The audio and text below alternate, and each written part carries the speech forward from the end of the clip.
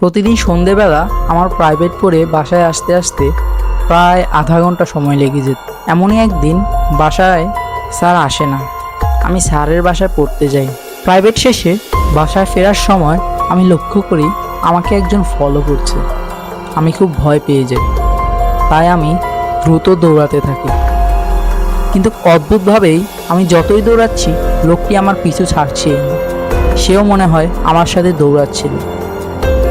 বাসার সামনাসামনি আসতেই আমি যখন এক দৌড়ে বাসার দরজা খুলে ভেতরে ঢুকবো, এমনই সময় পেছনে তাকাই, দেখি ওই লোকটি নেই।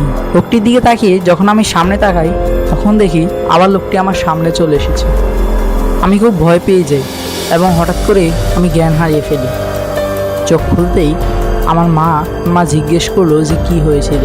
মাকে সবটা খুলে বললাম, কিন্তু মা আমার কথা বিশ্বাস করলেন না, কারণ তিনি তখন বাসার ছাদে ছিলেন এবং তিনি কাউকেই দেখতে পেলেন না আমার সামনে এবং আমার পাশে। তাহলে কে ছিল ওই লোকটা যাকে শুধু আমি দেখতে পেয়েছিলাম?